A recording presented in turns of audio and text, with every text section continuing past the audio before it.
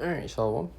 It's Brother Isaiah from GMS Raleigh, GMS North Carolina camp, back with another Lord's willing and fine lesson. Before we go any further, of all praise, honor, and glory to the Heavenly Father, and His only begotten Son, Yahweh, Bahashem, Yahweh Shai, Bahashem, Rakah Kodash. The ones the apostles and other bishops of great millstones teaching us for sent truth according to the Bible and rule well. And peace and blessings to the elected the nation of Israel. Take their spirit and power of Yahweh Shema Shai, willing into a Lord's willing and fine lesson. On the day of the Lord, which is very important because we do have the desire for the day of the Lord to come to pass. And as you can see, a lot of, day of the circumcision are people who know they're Israelites. They have this same desire. But when that day comes, they're going to receive a different outcome, right? Not the outcome that they're looking for, not the outcome of salvation, mercy, ultimately because they're not preparing themselves, for this battle, the spiritual warfare that we're in, right? And they're, corrupting themselves with the ways of the world. And when you do this, right, that displeases, puts you in the bad light in the eyes of Yahweh Shema Shai. This is Matthew 7:21. Not everyone that saith unto me, Lord, Lord, shall enter into the kingdom of heaven. Right? And this Lord is, Yahweh Shai, Yahweh Shai. So you're going to have men who know Yahweh Shai's name, right? Understand that, he's a, as IUIC likes to say it, the gospel is, God is black, keep the commandments. It's just like that, that's the gospel. That's the good news. The prophets are black, God is black, his son is black, and keep the commandments. That's the gospel. And there, even, our people, right, that say, Lord, Lord, in these times that we're coming into, that Lord, Yahweh Shai, Yahweh Shema Shai, save me, their prayers are not going to be answered. Their prayers are not going to be heard. Right? Let me just prove that one, really quick. St. John 9:31. It says, now we know that Yahweh heareth not sinners, but if any man be a worshiper of the Most High, and doeth his will, him he heareth. Right? So it's very important to know and to make sure you're doing the will of the Most High, right? And that's the spirit our Lord Yahweh Shai was in, right? It's St. John 4:23, but the hour cometh and now is when the true worshiper shall worship the Father in spirit and in truth. For the Father seeketh such to worship him. Yahweh is a spirit, and they that worship him must worship him in spirit and in truth, right? When you jump down to verse 32, verse 34 is the point. Yahweh Shai saith unto them, my meat is to do the will of him that sent me, right? Because you read the context that, you're telling Yahweh Shai to eat, you got to eat. And why do you need to eat? For strength, because it suffices you. It gives you the nourishment for your body, right? And Yahweh Shai is, what nourishes him, what gives him strength is doing the will of the Most High, right? And that's why it's important that we're doing the will of the Most High. So when the day of the Lord comes, right, we can call upon him and be heard and accepted, right? Yahweh Shai saith unto them, my meat is to do the will of him that sent me and to finish the work. So not only to start the work, but, as, our, Kobe Bryant, like say, once said, job's not finished.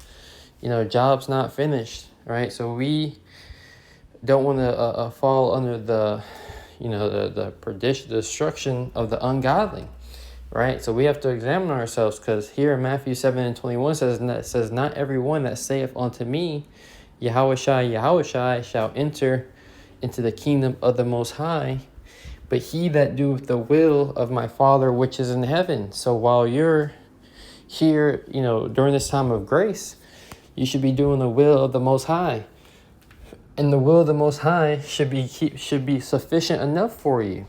It should give you all the fuel that you need to deal with the BS that we deal with here in Babylon the Great, from the elements to the, work conditions, living conditions, food conditions. Just a condition. This is what the angel tell Ezra, right? This is a condition of the battle that men that are born upon the earth must fight.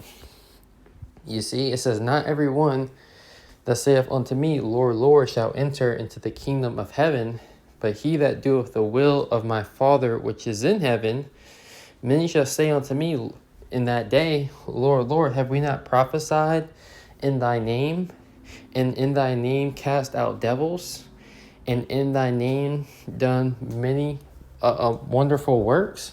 Yeah, you got guys that go on the highways and hedges, they preach the word, and some of them are sincere, right?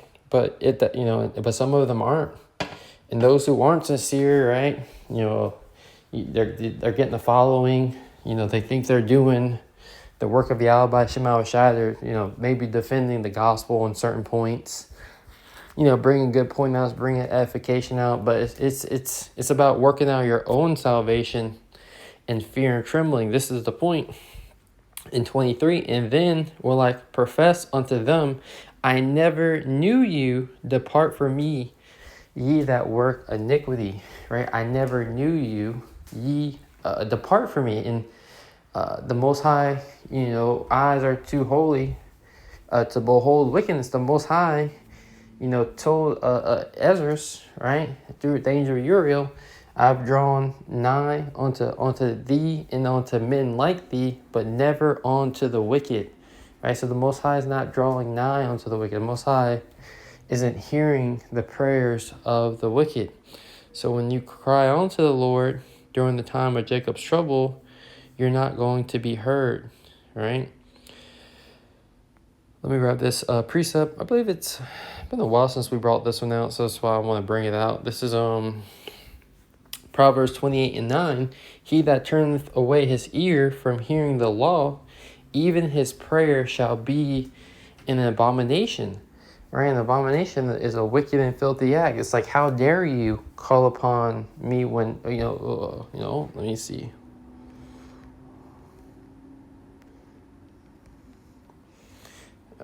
I never get those right.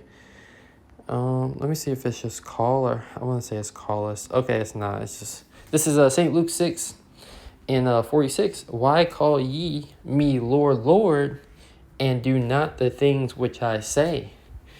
Right? It says, whosoever cometh to me and heareth my sayings and doeth them, right? Faith, you have to embody your faith, with your works. It says, and doeth them, I will show you to whom he is like. He is like a man which built an house and digged deep and laid the foundation on a rock.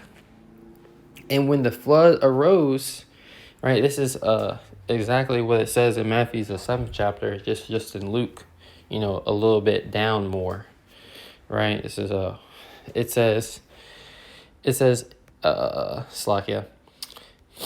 And he is like unto a man which built an house and digged deep and laid the foundation on a rock, right? And that rock represents Yahweh Shai, a solid foundation. And that's what's being laid in Zion, that sure foundation. That precious cornerstone. He that believeth will not make haste, right? So in a man, right? What is that? I meant to go first.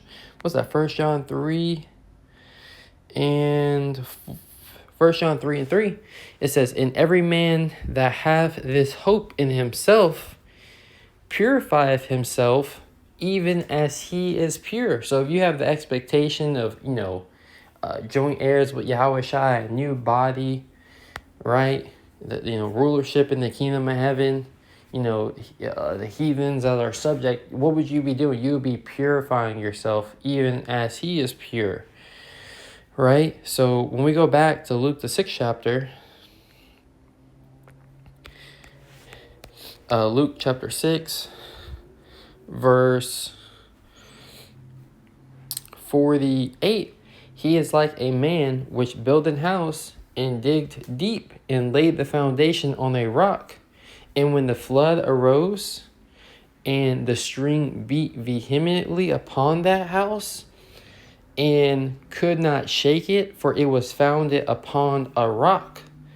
Right? So when tribulation and things arise, because you have the hope in Yahweh Shema Shai, and you're being a doer of the word, not just a hearer only, you have built up, that's what's in the fear of the Lord, is strong confidence, right? You've built up a strong hedge of protection because that righteousness works, right? Righteousness works, right? When we serve the Lord with fear and trembling, we go through our ups and downs and we maintain our integrity. During this time of grace, you see that righteousness works, right? You're trying out righteousness and you're seeing, this is a back-tested and proven strategy. We need to keep this strategy going. This strategy works, right? But our people, the wicked of our people, who are being led astray, the leaders of this people cause them to err, right? And those who are led by them, are destroyed, right? Those who are following these false teachers and prophets who hear the will of Yahweh, by Hashem Yahweh Shai, and doeth it not. It says in verse 49, but he that heareth and doeth not is like a man that without a foundation built an house upon the earth, against which the stream did beat vehemently, and immediately it fell, and the ruin of that house was great. Right? So when adversity arises, right? If thy faint in the day of adversity is because thy strength is small, you don't have any true strength, within you, because Yahweh Shai is not in you, right? And Yahweh Shai not being in you, right, in the day of adversity, the days that we're coming into, meaning the blood of the Lamb is not covering you. You're not covered, right? Meaning when judgment comes over, you're not going to be passed over. Mercy is not going to be shown to you. And that's why here in Amos, the 5th chapter, there's a strict warning to those who desire the day of the Lord, but who are not in the right spirit. Amos 5:18, woe unto you that desire the day of the Lord. To what end is it for you? The day of the Lord is darkness and not light. The end of it for you is darkness and not light, because Yahweh Shai, who is a true light, was never in you. So your expectation, right, is going to be weeping and gnashing of teeth, right? It says, as if a man did flee from a lion and a bear met him, or went into the house and leaned his hand upon a wall and the serpent bit him. Shall not the day of the Lord be darkness and not light, even very dark, and no brightness in it for those who are wicked? Shall not the day of the Lord be very dark? Shall not the day of the Lord be full of different calamities, from one calamity to the next, with no sign of ease upon the evildoers? Right? Let me see if there was any more in that Matthew 7. I think I quoted the last verse. Yep, and then we kind of read, the rest of this in Luke, the 6th chapter. Let's go to John, the 3rd chapter, and we'll go ahead and close out the lesson. I really like, the scripture here in John 3. And we just go straight to the point in verse 19. And this is the condemnation, that light is come into the world, and men love darkness rather than light, because their deeds were evil. We have the flavor of the week. It seems like we got the flavor of the week, and then we got the side dish with another bug out camp speaking some madness. You got the BOW Israelites. You got IUIC. They're always in rotation of all the degenerate breakdowns that they have, that they bring out. But these Genesis guys, in the spirit of, we don't need Yahweh Shai, we don't need the disciples and apostles that Yahweh Shai have set up, we don't need them. That's the spirit that they are in, right? And if you're not a follower of a Paul, then you're not a follower of Yahweh Shai. 1 Corinthians 11:1 tells you that. And men, you're seeing that they love evil. They love They love to be void of understanding, void of knowledge. They are willingly ignorant of the responsibilities that Yahweh Shema Shai requires of us as an Israelite to uphold in these last days, right? To have discipline, temperance, be consistent, right? Have courage, right? We got to be very courageous in these last days, right? To keep moving forward when chips are down, you're all in. If you're all in, you're all in. You don't have any, gunpowder, to load up. You're all in already, and that's how it is for us, or the household of faith. We're already all in because we love the light. We love Yahweh Shema Shai, and not only in word, but in deed and in truth, we show the Lord that we love Him. Right? It says, "For everyone that doeth evil hateth the light, neither cometh to the light, lest their deeds should be reproved." And every time we reprove these guys, it's hate. So much can't be. But we're doing this to save your soul because we're letting you know. Man ran into a house, and that serpent bit him. You flee from one dire situation to the next. That's what's coming. That's what we're warning you about. Take the time of grace serious. Get right. Approve your own selves. It says, "For everyone that doeth evil hateth the light, neither cometh to the light, lest their deeds should be reproved. But he that doeth truth cometh to the light, that his deeds be made manifest, that they are wrought in the Most High."